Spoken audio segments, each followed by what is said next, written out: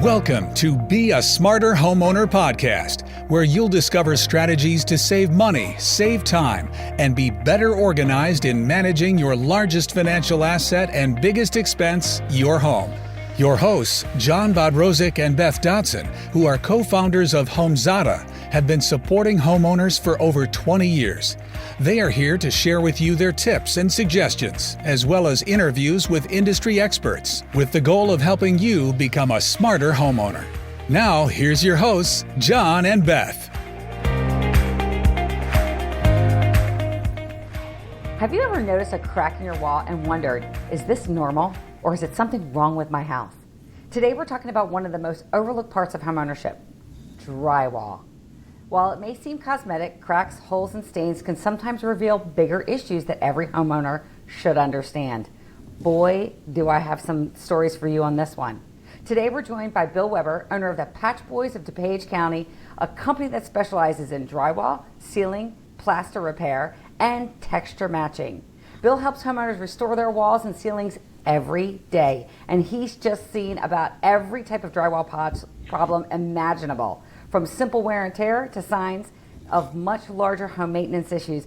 Bill, thank you and welcome to Be a Smarter Homeowner podcast. You're welcome. Thanks for having me.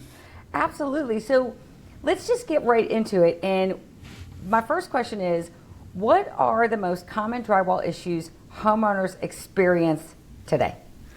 So, boy, three most common are ceiling damage, which is usually cracks or someone fell through the attic up there doing something. Yeah, cracks in walls, and then the next big thing is just damage from kids playing, people stumbling, falling against walls, etc. Good point. Yeah, I've had that happen too. Like, people just don't realize they're carrying something and they drop it and it comes into the wall and it like basically just rips out a bunch of your drywall. Exactly. And then right up there is also water damage, whether it's from the condensate from your AC leaking, whether it's leaks from rain, plumbing issues. So that's right up there as well. So we just described some of the bigger problems, and some of these problems are obvious.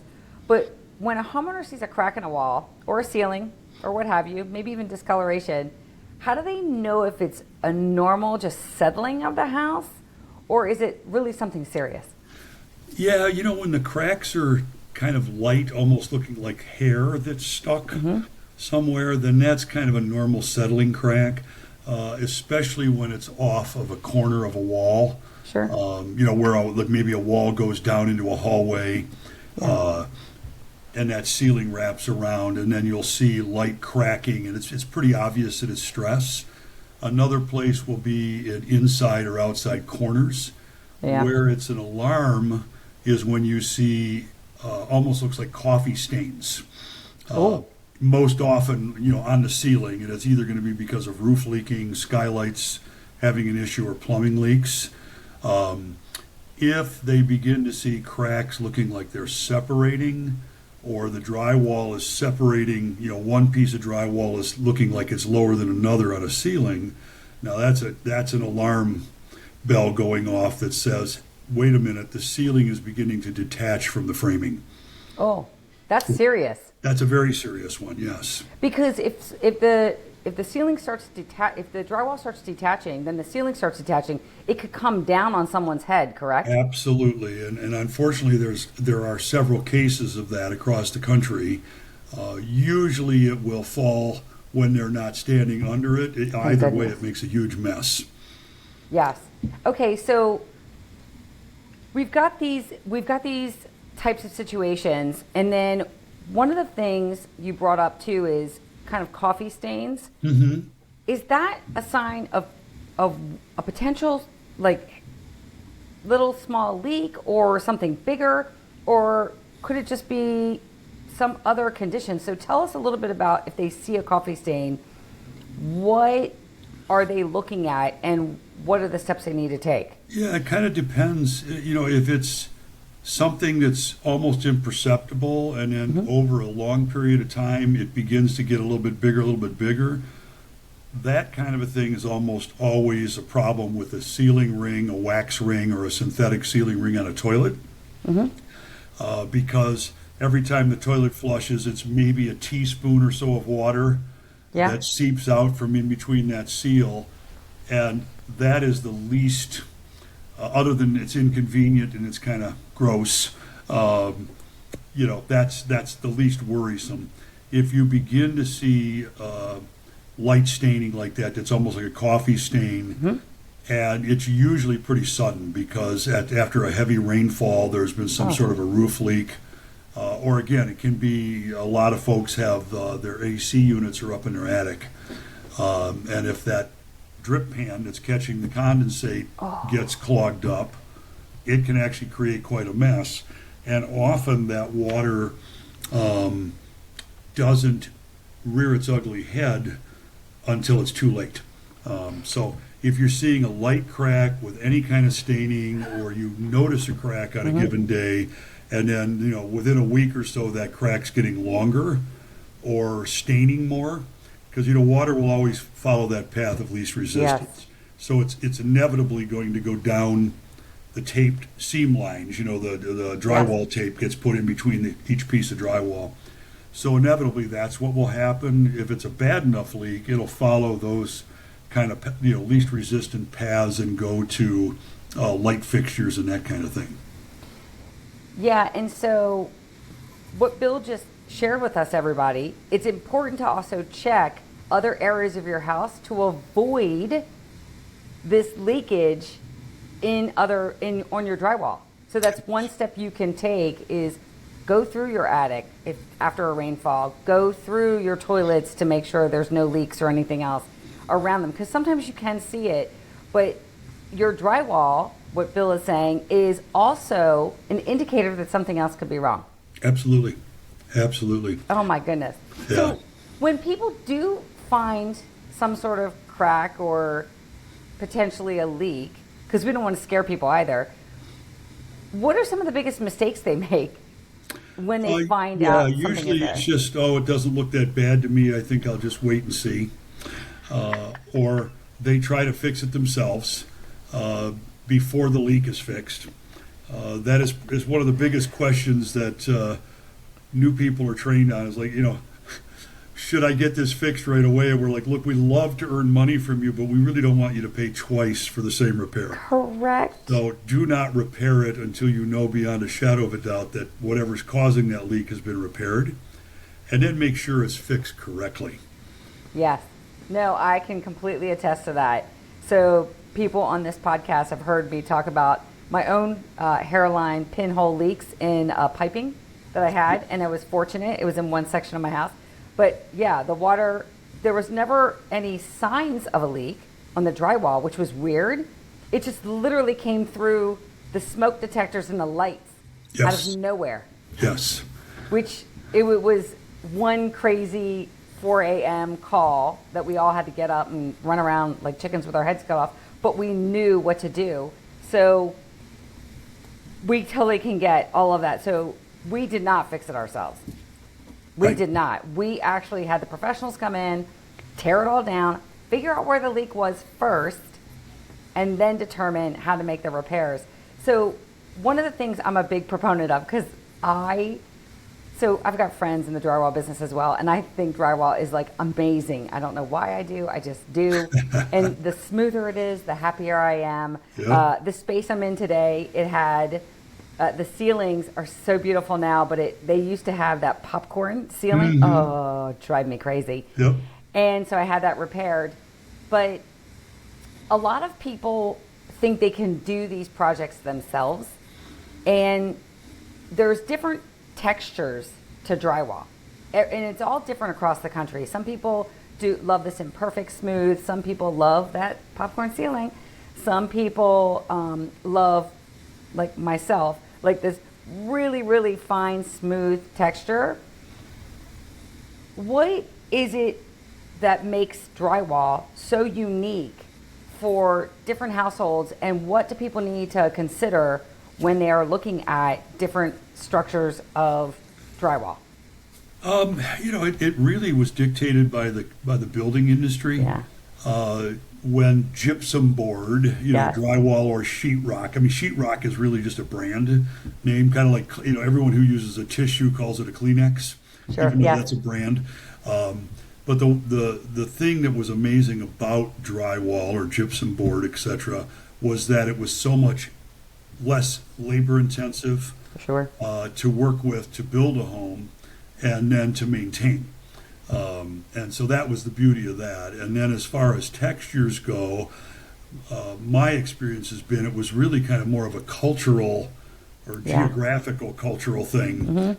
So I've always told people that essentially the East Coast has a lot of plaster. Yes. And if they have any texture in it, it was really the old plaster artisans, kind of what they were in the mood to create on a given day. And that plaster continues into the Midwest, but there's a lot of smooth finish on the East Coast and the upper Midwest. So I've always said basically anything below the old Mason-Dixon line and west of the Mississippi, 90 to 95% of that has some kind of texture. Yes. And everything else is flat and smooth. And the most often seen textures are going to be what they refer to as orange peel, which literally looks like the skin of an orange or a grapefruit. Yeah.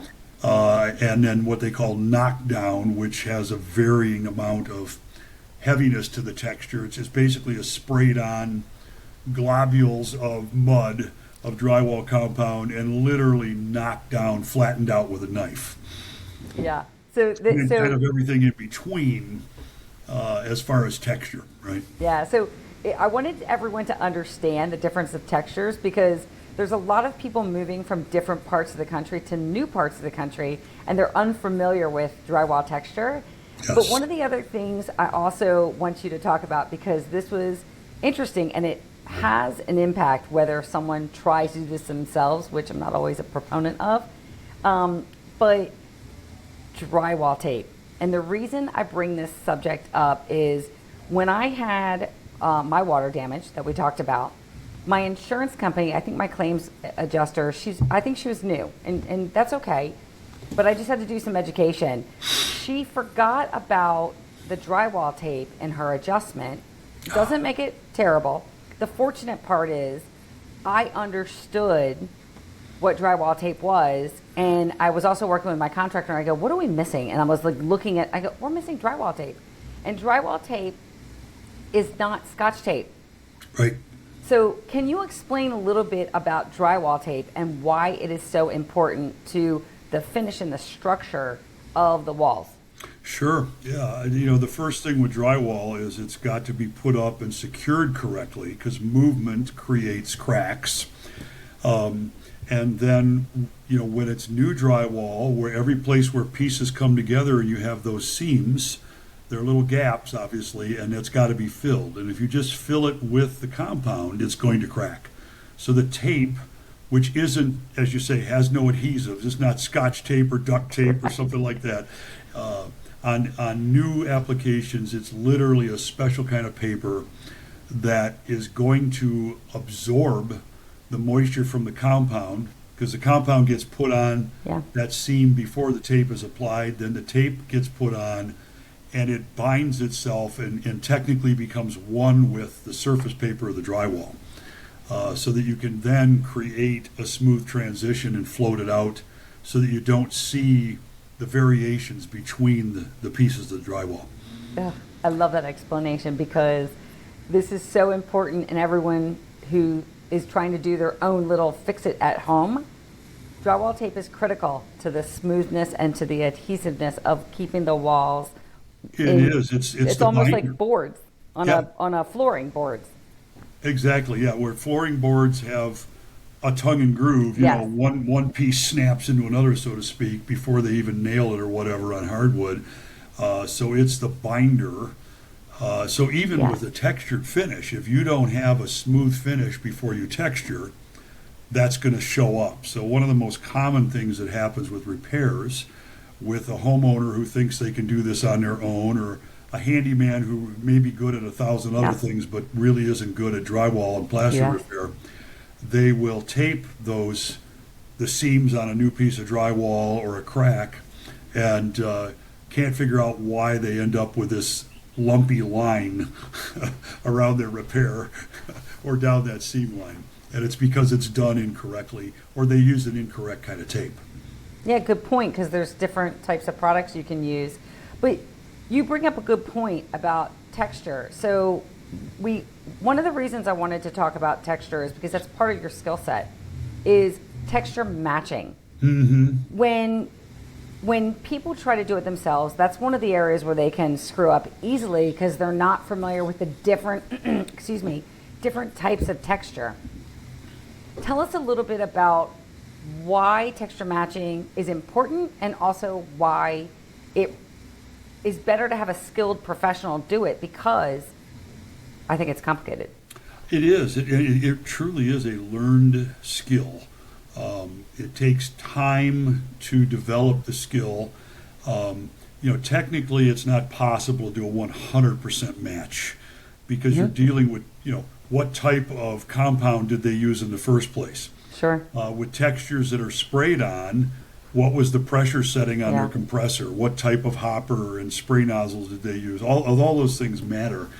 And so now you're coming in at some point later, and you're scraping back some of that to do a repair, getting a seamless repair. Now you're trying to put your texture and blend it in. But with a professional, most pros are able to do an 85 to 90%, and many times over a 90%, where you'd swear it's a match, especially to the untrained eye. Where a homeowner, you get so focused on the one little spot, you don't realize you're building up this thickness, and then when it all dries, you look up there and you go, why does it look like, fungus growing on my ceiling wall? As part of that, so I have a question, because it just came to mind, because I've lived on different parts of the country, and does weather play a role in repairing drywall? It does, in the sense of, if you live in any arid climate, so the folks that are out in the deserts, California, Arizona, that kind of thing, especially with AC running, right, it dries out the atmosphere, and so it changes the process of how quickly things dry. Okay. And if the drywall compounds dry too quickly, that can be problematic. Here in the Midwest and the East Coast, the South, where it's so high, the humidity is so high, it can actually take longer to dry, and all of that can affect what the repair is, how you're repairing it, when you can finish it, when you could sand it, when it could be primed and painted. Sure. All those things dictate the techniques and the length of time you have to be in someone's home to get the repairs done.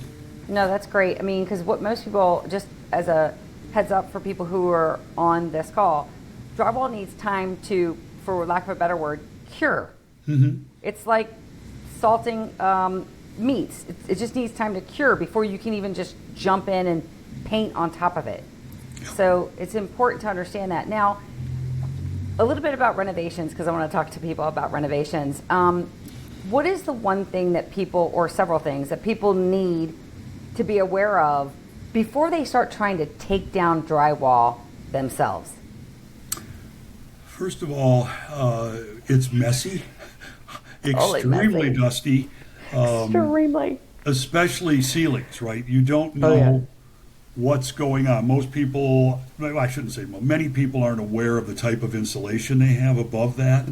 If it's blown in, and now all of a sudden you're cutting out a section or removing sections, if you haven't removed that insulation, it's coming down, along with whatever accumulation of dirt and dust and debris was there when it was constructed, as ventilation's happening and it's bringing in air from the outside, pollens and dust and yuck, and if you've had animals in your attic, whatever they left is coming down with it. And so being wise about, proper eye, lung protection, enclosing that area to protect it. Many times someone's like, I could swear I knew that I could do the repair right, but oh my goodness, I didn't imagine the mess it was going to make. Then they spend the next, week to sometimes months finding dust and debris. And then, of course, it gets in their HVAC system because they forget to block off their cold air return, so it's recirculating, and which can be environmental hazard as well. Correct. And so, to Bill's point, give a little story. So for anybody who's here, my ceiling used to be one of those popcorn ceilings, and it was gross because it was from 1973. So it had never been changed since 1973. God only knows what was up there. And I hired professionals to change that out in the whole little condo that I have. And no joke, I came in after the construction, thank goodness, and there was dust and everything. I mean, everything. I had to take out, even though things were covered, I had to take out dishes and rewash everything because I was like, this is crazy town. But I cleaned everything for weeks only because there was dust everywhere. Opened the windows to make sure I could get some fresh air in here. Changed out my air filters in my HVAC unit, I think 3 times in like a month because I was like, this is crazy. But it's really important to what Bill said that if you're going to tackle this, you really need to have the safety precautions because this can get your lungs, your eyes, your this, your that, or just don't do it and hire somebody else like I did. Because it's so much easier. They are skilled at the job. And I will say this, from my own experience, even though you never know what you're going to find, because even these ceilings, they were so old, they needed patches in a lot of areas, that it took a little while. But what I find is most drywall professionals, because they've been doing this so long, like with any professional, for whatever reason, they get it done faster because they get the rhythm down and they figure it out. Yeah, exactly. Experienced people, before they ever actually begin the repair or the installation, whatever it is, they're looking at it and assessing what's going to be the best way to approach this particular job site. To be efficient, to be safe, to be clean, with a true professional, any home improvement specialist, if they truly are professional, they're going to have all sorts of protections down for your flooring, for your walls. They're going to absolutely recommend get your breakables out of the way. Yeah. Your pictures, whatever. And if you're unable or unwilling, they're going to make sure they cover things and or move them themselves. Because it isn't just about that repair or securing that ceiling that's sagging or whatever. It's about taking care of that home in the process, before, during, and after, so the homeowner isn't left with a mess. Yes. So one of the other things too is, because I like to leave helpful tips for people as well.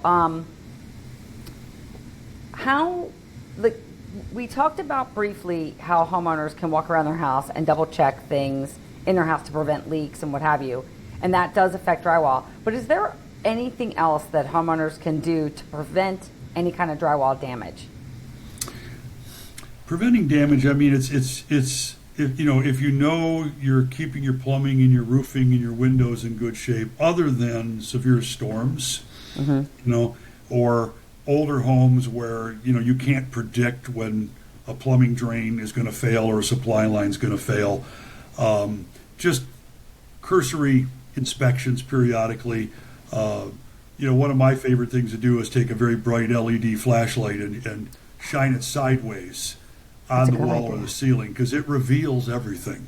That's brilliant. And so periodically, if a homeowner goes around with that light, it will reveal if they have screws or nails backing out. It's even screws it refers to as nail pops. And it also will reveal any cracking that's beginning. And so, preventative medicine is catch it early, and it usually solves a myriad of problems because you catch it early. Yeah, and speaking of which, if you use these little tips and tricks and you are looking at your drywall, and let's say you're getting ready to sell your home, drywall has a big impact on whether people value your home than something else. So what are some of the common drywall issues that you see prior to someone selling their home, or things that could cause problems in selling a home? Yeah, it's not repairing the obvious cracks. a hairline crack somewhere that's almost imperceptible, not an issue. But when you have those nail pops, which again is like downward dimples, sometimes they're in walls. They're most common in a ceiling, right where the ceiling meets the corner of the wall. Larger cracks, or they attempted to do the repairs from, couple of areas that were pushed in, or outside corners were bashed into by the children, and they try to repair it themselves, and it looks like a scar on the wall, and then they took and just painted the repair area, which now makes it look even more noticeable. And at that point, they're better off not touching it. We'll often have people call us in and say, I'm getting ready to put the house on the market, do these repairs, but just paint the repair area. I'm like, well, you're better off leaving it alone, because it's going to stick out like a sore thumb, especially if it's glossy paint. Even if it's the exact same color, newly painted, whether it's an eggshell or a satin or a semi-gloss finish, it's always shinier than the surrounding area. So it just glares at you.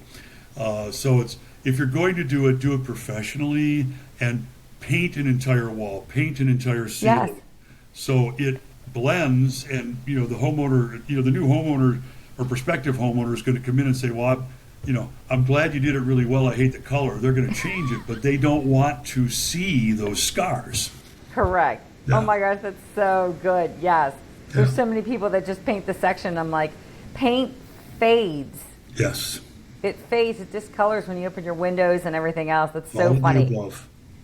So when it comes to repairs, because I like these fun questions, what's the weirdest thing you've ever seen, and what's the most expensive repair you've ever seen? Wow, the weirdest thing. I was training someone in South Louisiana, and we walked into a house, and the texture on the ceiling looked like upside down ice cream cones. It was literally 4 inches deep. It was like walking into a cave, like stalactites hanging down. That was the weirdest one. And the ceiling was sagging and starting to detach. Oh my gosh. And I just stood there and said, you know what? All we could do for you is demolish this out of here and start fresh. The most expensive is always when ceilings are collapsing. Oh yeah. And there's too much insulation. And so it's very labor intensive. Yes. Because now, trying to save blown-in insulation and put it back in, if it's newer, it kind of works, but essentially you're starting all over. And often, if a ceiling's sagging, it also involves having to do some repairing of the ceiling framing and bracing. And so it's the drywall, it's the insulation, it's the priming, it's the painting, and all the labor that goes into protecting and then having to dispose of all that. Yeah, ceilings are crazy. And I think for everyone else who's listening to this or watching this, one of the other reasons why ceiling's expensive is Bill is glossing over the labor a little bit, but sometimes depending on your ceiling height and what have you, there's not 10-foot guys. They need scaffolding, they need ladders, they need to set all that up, and that takes time to set it up safely and to move it from one section to another, which is labor, to actually do not only the safety part of it, but also a good job for your ceiling, because people do notice ceilings, aka mine, and it's really important. So understand that labor may seem more for ceilings, but there's a lot of complexity that goes into it to help people safely actually repair that ceiling. Absolutely. Any repair that is above the reach of standing on the floor is 20 to 40% more labor intensive. Yeah, great. And the other thing, if you're scaffolding, whether it's carpeting, tile or hardwood floors, you have to protect that. Yes. So all that comes into play. A lot of times people will say, well, how much labor is in this? Well, it's also about having to go get the right scaffolding and go pick up the right materials and then protect that floor, stage it all out. So it's not just the 4 hours of repair, it's the 10 hours that it takes to stage Prep. it and then clean up. Prep is critical for people who are listening and viewing this. It's critical. because it will Absolutely. protect the rest of your home. Because otherwise, if you don't do the prep work, to Bill's point, you have more problems and you're calling a different contractor to get repairs. Absolutely. Bill, this has been so much fun. Where can people find more about your company? www.thepatchboys.com. Oh, that's fantastic. Yeah, we have patch boys all over the country. We are one of the, I don't know if we're the largest as far as a company. I believe we are because there's so many and we have such broad coverage across the nation, and everybody is trained thoroughly and supported completely. So the consistency of customer service and quality is there from coast to coast and north to south. Fantastic. So yeah. Fantastic. So if you need drywall help, anyone, the Patch Boys, that's what you can focus on. And by the way, we will include Bill's information in the show notes as well. So we hope this episode has been very educational for you. And remember, hire the professionals when it comes to drywall, because you may not know what drywall tape is, just as an FYI. But any last words that you have, Bill, that you want to share with anyone else? Yeah, again, when you have any home project, many folks are very skilled, but if you don't have the experience and the skill level, save your sanity, save your body, hire a pro, and always look for those 5-star reviews, right? Don't look at price, look at quality and customer service and reliability. Yeah, that makes a big difference. It does. Well, thank you so much for being here. And Thanks this for has having been me. a great episode of Be a Smarter Homeowner podcast. And for any of you who know anybody who needs to know about drywall, please share this episode with them, like us, subscribe, and we will see you in the next Be a Smarter Homeowner podcast. Have a great day. Thank you for listening to the Be a Smarter Homeowner podcast. Visit beasmarterhomeowner.com to sign up for our newsletter and find out more about software to help you save time, save money, and manage your home.